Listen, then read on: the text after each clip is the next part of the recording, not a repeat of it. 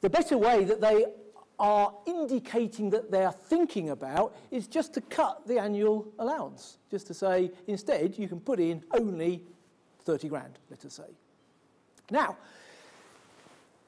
I leave it to you to decide whether you think this is a good thing or a bad thing, whether this is good news or bad news. I know we have some pension experts. Mike's somewhere, isn't he? I'm sure I saw him come in. Yeah, there he is. Mike's over there, so he'll have a very firm view that he'll share with anybody afterwards, I have no doubt. But I will leave you with this comment.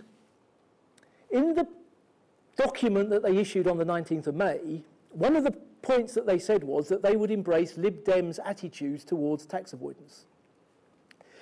What is the one example that Lib Dems have always given about tax avoidance every time they've been interviewed on any programme? It is higher rate tax relief for pension contributions. Vince Cable, every time he was pressed on it, he would say it is clearly an outrage that higher rate taxpayers get higher rate tax relief and basic rate taxpayers only get basic rate tax relief. And everybody has interpreted that as meaning there ain't going to be any higher rate tax relief ever again. And when they introduced the current rules in April 2009, a lot of people thought that isn't as bad as it could be, because you can still get higher rate tax relief if you're in the middle band. If you're earning £100,000 a year, let us say, you can still whack 20 or 30,000 into your pension scheme, get your higher rate tax relief. That isn't so bad. Well, the government in the budget didn't mention this, but I can't help feeling, I just cannot help feeling that if our Lib Dem friends get a little bit more power as a quid pro quo for the VAT rise, probably, that higher rate tax relief on pension contributions across the board could just go. I mean, I might be a scaremonger, but that is my fear. That's my fear. But at the moment, what are we being told? We're being told that we have got these rather crazy anti-forestalling rules. We're not going to have the real rules, but instead the real rules are going to be replaced by another set of real rules, which we don't know what they are yet, but probably just a lower amount of annual pension contribution being permissible. The difficulty with all this is, it's not people like me and you who just pay pension contributions.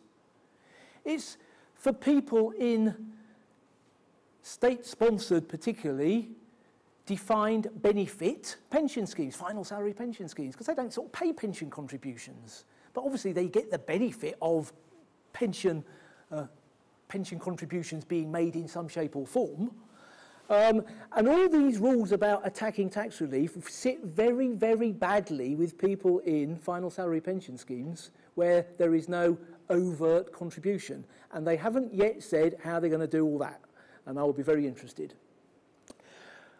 A final point, they are seriously looking at the rule about having to take an annuity at age 75.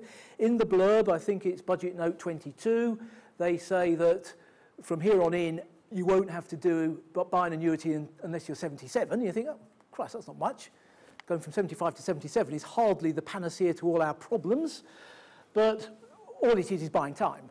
They are going to consult, they say, they're going to introduce a different regime. I'm not sure they're going to do very much to change the dreaded 82% tax charge that applies if you go into drawdown after age 75 and drop dead. But we'll have to watch that space. So anyway, pensions, all very tricky. Now, here's a few little things, and a few more little things will come. Insurance premium tax, not much to say about that. Because VAT went up, this has gone up. It was 5, it's gone to 6. But certain insurance policies, the government previously decided was more like VAT avoidance than a real insurance policy, and by which, if you buy a car, if you separately buy a warranty with it, the argument was, oh, that's only liable to insurance premium tax at 5% rather than the VAT on the car at 17.5%. So certain policies were taxed under insurance premium tax at 17.5%. That's going to 20, and the lower rate's going to 6. Tax avoidance. There was a separate paper. Mr. Osborne said everything would be through his words in the budget. He lied. There was a separate paper, nicely headed up, tax avoidance, with 4 or 5 paragraphs in there, some of which I won't bore you with. I will bore you with 2 of them, though. EBTs. What's an EBT, you shout? Well, some of you in this room will know very well what an EBT is. An employee benefit trust. EFIRBs. What's an EFIRBs? An employer financed retirement benefit scheme is what an EFIRBs is. And these are what you might loosely term as remuneration trusts. They are trusts set up by employers to fund benefits for employees, which might be general benefits or might be in the form of unapproved pension benefits. The government have said they don't like them much. They've said this previously, but they have said that they will bring forward legislation in April 2011. So we await that with keen interest. At the moment, though, there is no such legislation. So we will see what happens, but we will bash on regardless, methinks. What is a GAAR, a GAR? A General Anti-Avoidance Rule. That's what a GAR is. Australia have a GAR, and they're very proud of it. The UK has shied away from it because it introduces a huge amount of subjectivity into tax legislation. Basically, it says, we will tax you sort of as we like if we suspect you're trying to avoid tax. The UK has had TARS, targeted anti-avoidance rules.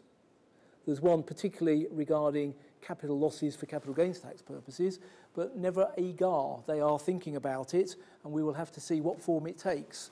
But that will give tax avoiders some headaches, methinks. I've just sort of mentioned this because in the Lib Dems world, paying pension contributions as a higher rate taxpayer is tax avoidance. There was no mention of this in this document. In the Lib Dems world, getting main residence relief on a second property is tax avoidance, which you can do.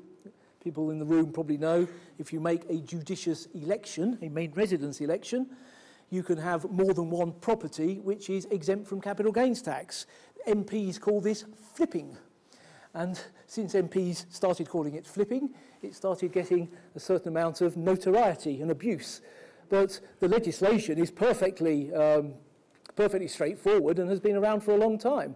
And it's basically designed to prevent people paying capital gains tax on a house that they have lived in and can't sell when they move to a new house that they're going to live in. House number 1 would cease to be their main residence, and unless there's an overlap period, they'd start having to pay capital gains tax, which couldn't possibly be right. But anyway, nothing about that, so that's good.